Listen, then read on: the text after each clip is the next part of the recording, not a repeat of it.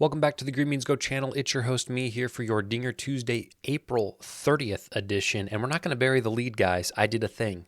We got some Dinger Tuesday merch from the Green Beans Go channel. So I had this idea, and I thought, why not let it ride? So I went ahead and made a couple of shirts. The first is just a basic Green Beans Go embroidered logo shirt that you can get here. And the other one is, of course, the Dinger Tuesday edition. It's got a baseball. It says, "Is it Tuesday yet?" We got it in black. We got it in gray. We got it in white. I tried to keep this as affordable as I could. Yes, your support helps the channel. Okay. $23.99, I think, is an okay price. I don't like charging people for anything, actually, but I think that's as fair as I could make it. So if you are interested in a Dinger Tuesday shirt and you want to support the channel, okay, it's got the Green Beans Go logo on the sleeve here. Consider picking one of those up. You do have to pay for shipping. I apologize. There was no way to offer free shipping. So I struggled with how to get that going, but we got it going, so I'm excited about it. And again, if you're interested in a shirt, check it out. There are two versions of this promo as we talk about the limited and the unlimited version. I've talked about this enough on this channel, so I'm going to skip this slide, and these slides. The point of the matter is I like to handicap Dinger Tuesday instead of just playing EV lines, so that is what I do. I also try to maximize the correct spots. I try to give you games to target that I expect a lot of home runs in. So that is my plan. Last week, by golly, Mike Tauchman. I mean, that was our play. The gold medal, I gave him the gold medal of the week, and he goes yard 870.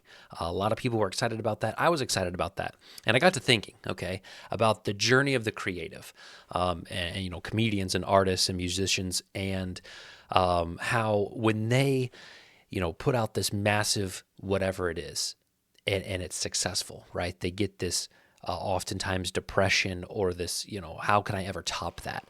Guys, I might not top Mike Tauchman the rest of the year, and I have to accept that in my soul and just say, you know what? It's okay. We're going to do our best every week, and you may never see another one of those again. So if you're here again because of that, just temper your expectations a little bit. That is the way of the land. Okay, the nature of the beast in gambling. You may not be able to duplicate or replicate that success. Speaking of replicating success, what a weird year we're off to. My A-team picks are up $657 if you are converting your free bets at 75%, which is very possible on FanDuel. And if you've tailed only B team, I'm sorry, you're down $658 for a grand total of minus $1. So we're not having the best start to the year. Now, I'm thankful that my A team is really holding their own, but again, it's still been cold, and I think as we get into the season, we should see these numbers pick up. Today's outlook is just average. A lot of decent pitching and a lot of just simply average conditions. So you're going to see a lot of C grades today. We'll start with the early start. This is a 3 o'clock game. Kyle Gibson and Jack Flaherty are on the mound, and I think FanDuel is actually giving us a little bit of a bonus here with those names. I think the odds on some of these home run hitters are too good, too generous. Kerry Carpenter and Riley Green, both at 680, feel tremendous. The wind is blowing out. It's an afternoon game. It's going to be fairly warm. I see nothing wrong with the conditions, and the pitching this year hasn't been great. So I actually have locked in Kerry Carpenter because while I don't expect more than probably 3 home runs in this, I think his value alone is good enough. So one I am targeting. The next game is also a solid one, and I would play this with the limited. We have the Yankees and the Orioles. And I'm reaching a little bit because of the conditions. When I have good conditions, I typically like to go for guys who may not be the power hitters, but given the boost in the setup of the conditions, they have a better chance. So Trent Grisham and Oswaldo Cabrera, $750 and $900, I think are great prices for two guys who definitely have the capability to hit home runs in this game. Those would be my plays. Game in Miami, I'm not really excited about. This is the first game since Colorado has returned from Mexico. For Colorado, I expect a little bit of a slow start for them. But I did go Charlie Blackmon at $870 because that's an insane price for a guy who typically leads off or is in the top of the 3 batters for Colorado. Jesus Sanchez at $630 for the Marlins. I don't hate, but not my favorite park. Pitching could be iffy. You may see 3 home runs in this one, but I don't love it. Game in Toronto is quite the opposite. 66 combined innings for Berrios and Ragans this year, and only 4 home runs surrendered. I think we have a pitching duel here. I don't like this matchup at all, and I would go these 2 batters for the Royals because I'm not targeting Cole Ragans, who's only given up 1 homer this year. Now, he has played at Kansas City often, and Kansas City is a hard park to hit home runs in, so that could be accounting for it. It's also a small sample size. Nonetheless, I'm staying away from it on limited. Game in Boston is probably the worst conditions of the day. Wind is blowing in opposite of the green monster, so you got a big wall out here, and then you're hitting into the wind out in left field or right field. These would be my picks, but again, I don't expect more than 2 home runs in this one. Game in New York, we have the Cubs, who seem to be they started off really hot, and I feel like they've kind of lost some steam. But I am going to target 2 Cubs, Dansby Swanson and Morel here at 420. He is a pinch hit risk, so just keep that in mind. He may only see 2 at-bats, which is something that I don't love. Patrick Wisdom is projected to be in the lineup. I know he's had a rough couple of years, really, after he had a pretty solid outing, just post-COVID or at the end of COVID. If he's above 600, I may make a switch and let you guys know on Twitter instead of Morel. So just keep your eye out for that. I don't know yet, but I would kind of like Wisdom at about 600 if that's a move I'm going to make. The game in Chicago is okay. Pitching is not great, especially Soroka here. So I'm going to target 2 twins, Edward Julian and Max Kepler.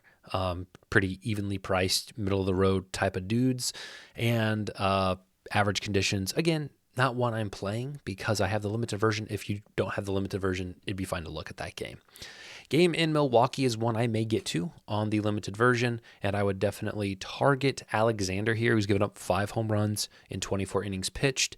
Jackson Chourio is a rookie for the Brewers. He's had a few home runs this year. He typically sees the top of the lineup, usually leads off, so at 630, I think it's a great spot. Willy Adames at 420 is also a solid spot, I think, for his bat. I like these plays and a game that I would be fine endorsing on the limited version.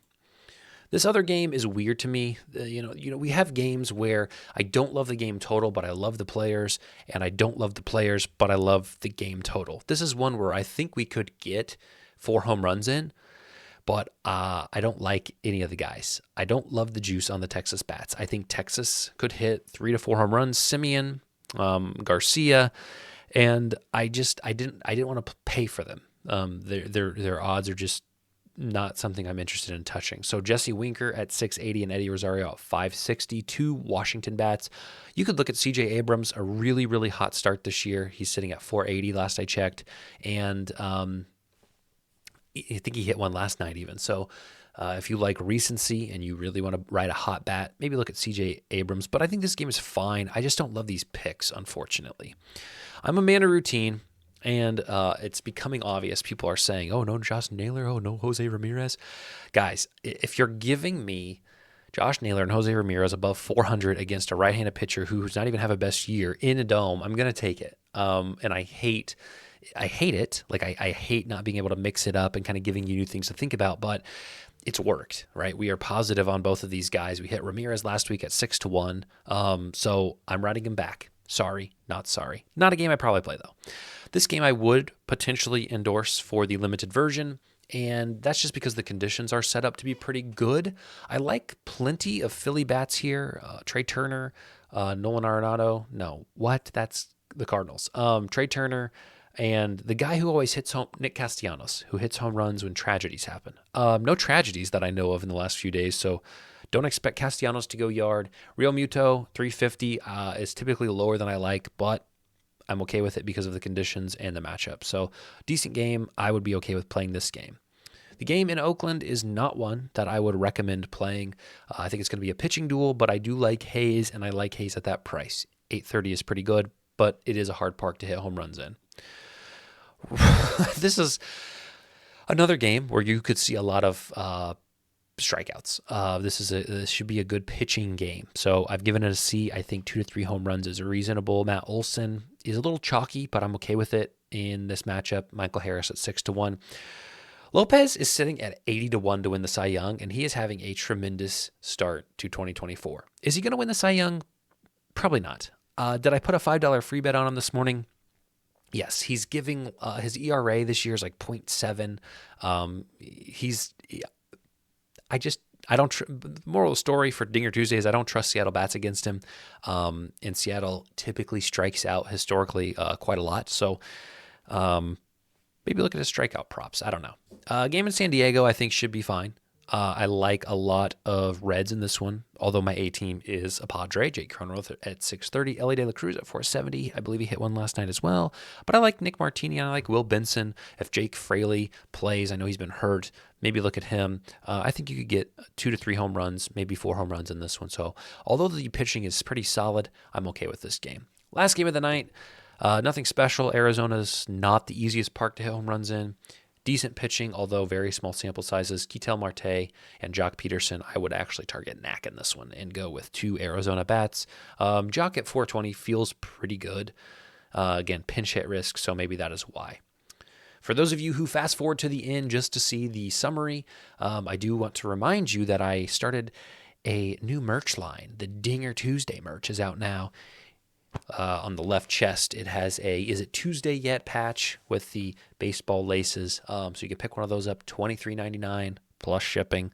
I'll link that in the description and in the comments. Speaking of comments, drop who you are betting today, your favorite play. It can be my picks that you're tailing, or it can be your own. I just like to hear what the community has to say about these. Second page, as you see here, we got 2 PAs. Look at this. PA. If I'm picking my 3 best games of the day, I would probably say that, going back to the first here, I would say the game in Detroit, just because the odds felt way too generous.